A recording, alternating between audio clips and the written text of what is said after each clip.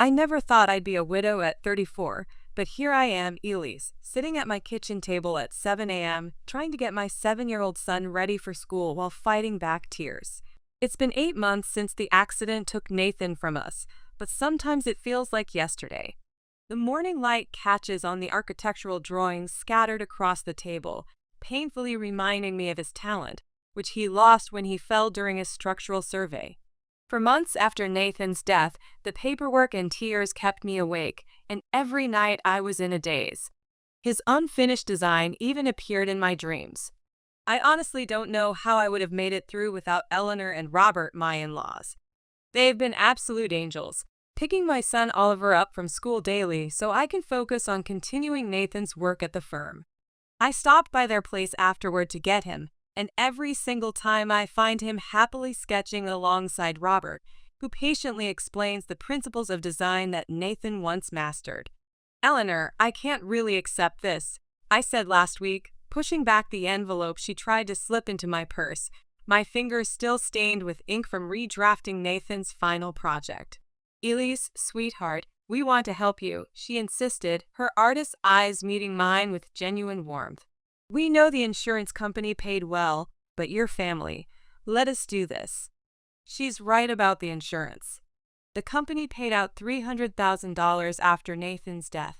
Between that and my job as a building designer, taking over where my husband left off, we're managing financially. But it's not about the money with Eleanor and Robert. It's about how they nurture Oliver's creativity and support my struggle to honor Nathan's legacy through his unfinished work. If only my own parents were half as supportive. My parents, Diana and Richard, have always made it clear that my older sister Vanessa was their golden child with her practical career in investment banking. Now they extend that same favoritism to her perfectly polished children over Oliver and his sketching. Last weekend was typical. Oliver was excited to see his grandparents, clutching his sketchbook of building designs, but within 20 minutes, Mom was complaining about his drawing. "Why does this building have these curved supports?" Oliver asked, pointing to a modern art piece in their living room. "Could a real building stand with shapes like that?" "Elise, can't you control him?" Mom sighed, rolling her eyes at the graphite smudges on the glass table. "He's always drawing and asking questions. Vanessa's children never give us this much trouble." Dad nodded, reaching for his tablet. "Here, Oliver, why don't you play some games instead? I downloaded new ones that kids at your cousin's school enjoy." But Oliver didn't want games. He wanted to understand, to create, to connect his ideas with the world. Meanwhile, Vanessa's 3 children sat absorbed in their phones, each displaying the same educational app their mother had featured in her perfect parenting Instagram post. I've learned to bite my tongue. Growing up as the artistic child in a family that valued financial success over creativity, I'm used to these comparisons. Now I stay silent when they praise Vanessa's parenting while criticizing my encouragement of Oliver's architectural interests. At least they help occasionally with Oliver when I have late meetings or if Eleanor and Robert are busy. It was supposed to be just another Tuesday dinner at my parents' house.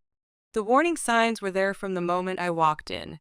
Mom made my favorite risotto with wild mushrooms, which she usually only prepares when she wants something from me. Dad was unusually chatty, asking about my design projects, about Oliver, about everything really. They were building up to something. I just didn't know what.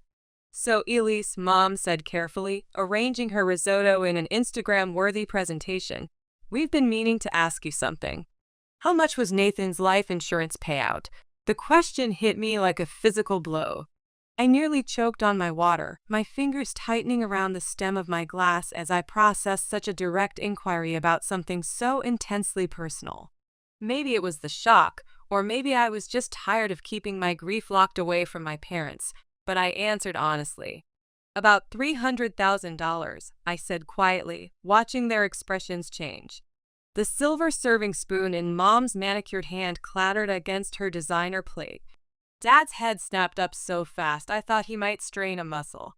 They stared at me like I'd just announced I'd won a prestigious architectural award, something they'd never shown interest in before. "Well," my mom said, putting down her utensils deliberately, "what are you planning to do with all that money?" I could feel the weight of their expectations pressing down on me like the heavy beams in one of Nathan's structural designs. I've invested most of it, I explained, trying to keep my voice steady as I traced the rim of my water glass. It's for Oliver's future, his education and creative pursuits, maybe help him start his own design firm someday. Nathan and I always talked about it. But that's years away, Dad interrupted, waving his hand dismissively as though brushing away his grandson's future. You should be thinking about the present, Elise, about yourself and your family connections. The way he said family connections made it clear he wasn't talking about Oliver. I knew that tone. It was the same one they used when they'd helped Vanessa with her down payment on her showcase home in the exclusive neighborhood, or when they'd funded her elaborate wedding at the country club. You could do so much with that money now, Mom chimed in, leaning forward eagerly, her statement bracelet clinking against the marble tabletop. You could invest in promising opportunities and network with the right people who need support today, instead of saving it all for a creative future that may or may not happen in the distant future. I'm not discussing my financial decisions anymore, I cut her off, my voice sharper than the chef's knife hanging on my kitchen wall. The silence that followed was deafening. They both sat back, Dad's face clouding over with that familiar disappointment I'd seen so many times growing up when my art projects didn't win the right competitions. Mom pressed her perfectly glossed lips together in that thin line that always meant trouble was brewing. The rest of the dinner passed in tense silence, broken only by the gentle scraping of designer flatware against imported plates. I thought that would be the end of it. Knowing my parents, I expected them to give me the silent treatment for at least a month, excluding me from their social media posts. It's what they always did when I didn't conform to their vision of success. But to my surprise, my mom called just a week later. "We're having a family brunch on Sunday," she announced, her voice warm as if nothing had happened. "Vanessa and her children will be there too. You must come, darling." Something about her cheerful tone made me uneasy, but I agreed. When I arrived that Sunday, Vanessa was already there with her 3 dressed-up children, all absorbed in their matching tablets. As we sat down to eat, Vanessa started talking about rising private school tuition and how hard it was to maintain their lifestyle. "Everything is just so expensive now," she sighed, passing the potatoes. "Richard and I barely have enough for our social commitments anymore." As Mom dabbed at her eyes with a napkin, Vanessa cleared her throat and sat up straighter. "I've been thinking," she announced. "Elise and I should help Mom and Dad financially. I'll send them $500 every month. I wish I could do more, but you know how it is with 3 children in private education." She trailed off before turning to me. "But you, Elise, you should send them $1,000 monthly." "Excuse me?" I nearly choked. "Well, it makes sense," Vanessa pressed on. "You earn well with those design projects, and you only have 1 child. Plus, with your situation, you have that substantial extra income now." My blood boiled at her careful avoidance of mentioning Nathan's death directly. I wanted to scream that I was a widow, that I didn't have a partner's income anymore, that the money was meant for my son's future. But Mom was clapping her hands in delight, and Dad was beaming like he'd just made a successful investment. "Oh, girls," Mom exclaimed, "you don't know what this means to us." I sat there, torn between anger and disbelief. The words of refusal dissolved in my throat. I'd spent my whole life trying to earn their approval, and here they were, putting a price tag on it. "Fine," I heard myself say. "I'll do it." The first transfer hurt the most. $1,000 gone with a few clicks. I told myself it was worth it if it meant more family support with Oliver, but that fantasy quickly dissolved. "Mom, could you pick Oliver up from school today? Eleanor has an art exhibition, and I have a client presentation." "Oh, darling, I'm so sorry," Mom's voice crackled through the phone. "I've got such a migraine today. You know how sensitive I get when the weather changes." This became a predictable pattern. Every time I needed help with Oliver, there was an excuse. Mom was meeting clients.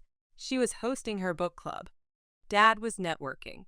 Meanwhile, the $1,000 left my account like clockwork every month. One frustrating Thursday, after Mom claimed she couldn't watch Oliver because of a charity committee meeting, I called Eleanor in desperation. Of course we'll pick him up, Eleanor said without hesitation. Robert's already heading to the school. He loves their conversations about building designs. Oliver's been sharing his ideas for a treehouse. I hung up and sat at my drafting table, fighting back tears. $1,000 a month bought me nothing but excuses from my own mom, while my mother-in-law canceled an important gallery meeting to help without asking for anything in return. December crept up on me that year, the holiday lights reflecting off the models Oliver and I had built together. We'd always spent Christmas at my parents' house despite my discomfort. The call came a week before Christmas. I was helping Oliver with his drawing when my phone lit up with Mom's picture. "Elise, sweetheart," she started, using that honeyed tone that always preceded something unpleasant. "About Christmas Eve, we've decided to do something different this year. We're having a sophisticated party. No children allowed." The pencil I was holding snapped between my fingers. "What?" "It's just that we want to do something more elegant this year," Mom continued. "You know, fine wines, intelligent conversation, networking opportunities." "But it's Christmas," I protested, moving away so Oliver couldn't hear. "What am I supposed to do with Oliver? He's been working on handmade ornaments all week." "Oh, that's simple," she replied dismissively. "You can leave him with Eleanor and Robert. You'll arrive around 7? Maxwell's associates will be there, some interested in architectural design." After hanging up, I stared at Oliver, unaware his grandmother had just excluded him from Christmas. My heart ached watching him concentrate, his tongue sticking out just like Nathan's used to. I spent the next week weighing options. Celebrating without Oliver felt wrong, but skipping family Christmas seemed like burning a bridge Mom would never let me forget. Finally, I drafted a compromise. Leave Oliver with Eleanor and Robert briefly, make an appearance to exchange gifts, then escape back to celebrate properly with my in-laws and son. On Christmas Eve, I pulled up to my parents' house alone, a collection of gifts in hand. The driveway was lined with luxury cars, more than usual for our family gatherings. I opened the door, and the world seemed to tilt sideways. The house was packed with relatives, but that wasn't what stopped me. There, running through the living room with paper crowns, were Vanessa's 3 children. Near the Christmas tree, I spotted my cousin Amanda's children helping themselves to cookies. More children appeared. My cousin William's twins, my cousin Rebecca's teenager. I stood frozen, the gift bag hanging limply as reality constructed itself in my mind. This wasn't an adults-only party. It was a gathering where only my son wasn't welcome. Aunt Catherine was the first to spot me. "Elise, darling, where's little Oliver? Don't tell me he's not feeling well on Christmas Eve." Before I could answer, my cousin Michael approached. "Yeah, where's our budding architect? James has been excited to show him the building set we got him." More relatives gathered, all asking the same question. Where was Oliver? Each inquiry felt like a compass piercing my heart. Through the crowd, I spotted Mom in the kitchen, arranging canapes as if everything was normal, as if she hadn't excluded her only grandson from Christmas. "Excuse me," I managed to say, navigating past my relatives. I led her into the study, away from the party. "You told me this was an adults-only gathering," I said, fighting to keep my voice steady. "You specifically told me not to bring Oliver. So why are all the children here?" Mom straightened her sweater. "Well, that's different." "Different how?" "Those children know how to behave at sophisticated gatherings. They understand social expectations." I stared in disbelief. "Socially appropriate?" "Oliver is one of the most thoughtful children I know. His teachers praise him. Eleanor and Robert always say." "Oh, Eleanor and Robert," Mom interrupted.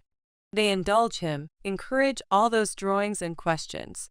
The other children fit in better here." As if on cue, a commotion erupted from the dining room.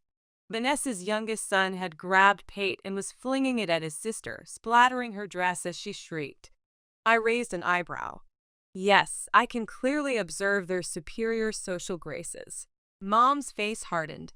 "That's just playful holiday spirit, but when Oliver sketches during dinner, that's inappropriate." "I'm leaving," I announced. "I'm returning to my son." Mom shrugged. "Fine, leave if you must, but place your gifts under the tree first." Something snapped inside me. Before I could second-guess myself, I walked into the center of the living room and cleared my throat loudly. Several people have asked why I'm alone tonight. I began, my voice strong. I'm here alone because Mom told me this was an adults-only party. I was told not to bring Oliver. What? Aunt Catherine's voice cut through the silence. But all the children are here. We weren't told about any ban on children. Mom stepped forward, flushed. Elise, this isn't the time. This is exactly the time, I continued. There wasn't a ban on children. There was a ban on one child. My son. The room erupted in murmurs. I saw shocked faces and disapproving looks directed at my parents. But that's not even the worst part, I added. While my son isn't good enough for Christmas, I'm apparently good enough to send my parents $1,000 every month. And Vanessa supposedly sends $500. Maxwell's head snapped up. Wait, what? What $500? Vanessa's composure cracked as Maxwell turned to her. I never actually sent any money, she stammered. They asked me to say I was so Elise would agree to help them financially. Aunt Barbara's voice rang out. You defrauded your own daughter out of thousands while treating her son like an inconvenience? That's unconscionably low. I raised my hand for silence. From this moment forward, I will no longer be financing your lifestyle, and I won't be maintaining any relationship with you or Vanessa. Without waiting for their response, I walked out, leaving the gifts by the door. The sound of it closing behind me felt final, like the end of a chapter that should have finished long ago. Mom shrugged. Fine, leave if you must. But place your gifts under the tree first. Something snapped inside me. Before I could second-guess myself, I walked into the center of the living room and cleared my throat loudly. Several people have asked why I'm alone tonight. I began, my voice strong. I'm here alone because Mom told me this was an adults-only party. I was told not to bring Oliver. What? Aunt Catherine's voice cut through the silence. But all the children are here. We weren't told about any ban on children. Mom stepped forward, flushed. Elise, this isn't the time. This is exactly the time, I continued. There wasn't a ban on children. There was a ban on one child. My son. The room erupted in murmurs. I saw shocked faces and disapproving looks directed at my parents. But that's not even the worst part, I added. While my son isn't good enough for Christmas, I'm apparently good enough to send my parents $1,000 every month. And Vanessa supposedly sends $500. Maxwell's head snapped up. Wait, what? What $500? Vanessa's composure cracked as Maxwell turned to her. I never actually sent any money, she stammered. They asked me to say I was so Elise would agree to help them financially. Aunt Barbara's voice rang out. You defrauded your own daughter out of thousands while treating her son like an inconvenience? That's unconscionably low. I raised my hand for silence.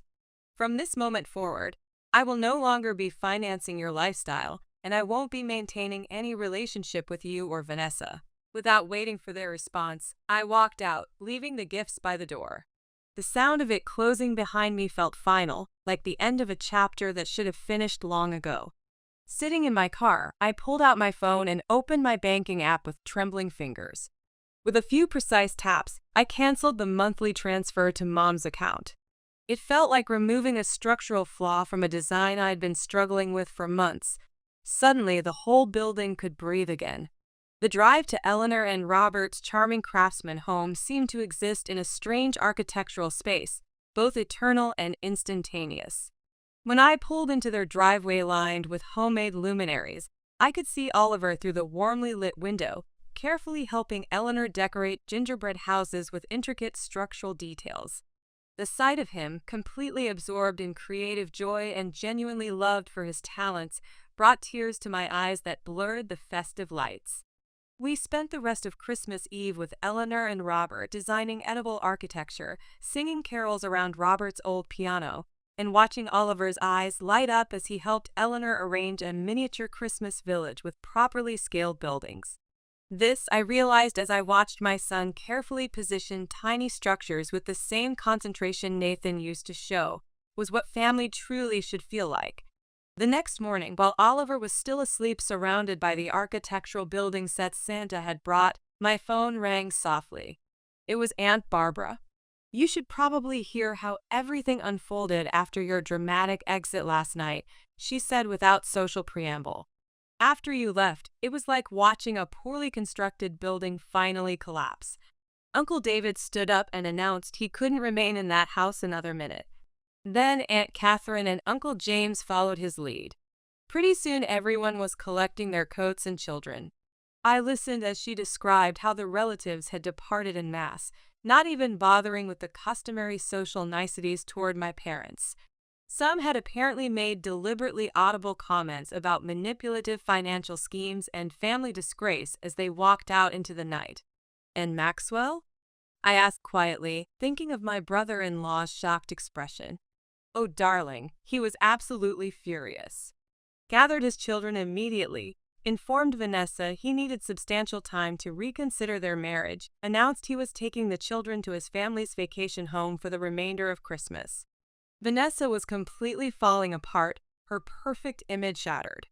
Diana and Richard were attempting desperate reputation management, but the structural damage was already beyond repair.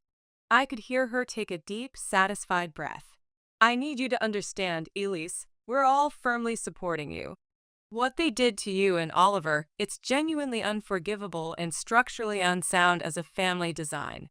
After hanging up, I sat on the window seat of our partially renovated home, processing everything like reviewing a complex blueprint. My phone started lighting up with notifications, carefully crafted text messages from Mom, Dad, and Vanessa. They all contained variations of the same hollow architectural elements. "We sincerely apologize. We were completely wrong. Please communicate with us. We can provide explanations."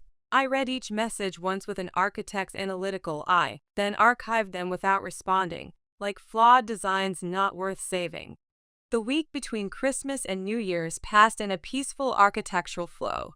Oliver and I spent quiet, creative time with my in-laws, designing miniature buildings together, watching classic architectural films, and enjoying the simple authenticity of being with people who truly appreciated our creative spirits and unconditionally loved us both.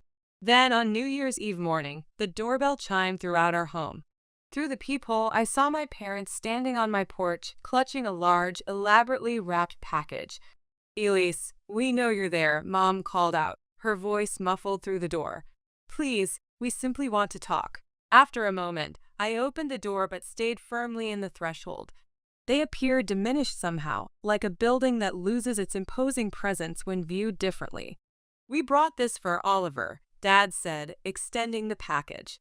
Through the paper, I could see the logo of an expensive electronics store. "He doesn't need it," I replied firmly. "Please, Elise," Mom stepped forward.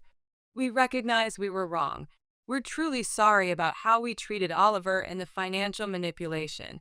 And we want to make it clear," Dad added hastily, "this isn't about the money you were sending us. We truly feel terrible about everything." I studied their faces, searching for authenticity beneath the surface. "Are you sorry because you understand your actions were wrong, or because everyone now knows what you did and won't speak to you?" They exchanged a glance, and in that brief look, I had my answer. "I think you should leave," I said quietly. "I don't believe you, and I don't trust you anymore. But we're family," Mom protested, tears welling in her eyes. In the months that followed, I maintained my boundaries. I didn't answer their calls or texts. Vanessa tried reaching out too, but I blocked her number. The money I had been sending to my parents went into Oliver's education fund instead. The remarkable thing about removing toxic elements from your life is how much space it creates for better relationships. Aunt Barbara invited us for Sunday brunches. Uncle David welcomed us for garden parties where Oliver could share design ideas with his cousins. Everyone included him, asking about his interests and encouraging his questions. "Mom, why does Uncle David's garden pavilion have those angled supports?" Oliver asked one afternoon, sketchbook open. "Those are cantilevers, buddy," Uncle David answered, explaining load-bearing principles that had Oliver captivated and sketching eagerly. I watched my son flourish with the attention of family who wanted to understand his creative mind, not suppress it. He called Eleanor and Robert Grandma and Grandpa now, and they remained our foundation through every challenge life presented.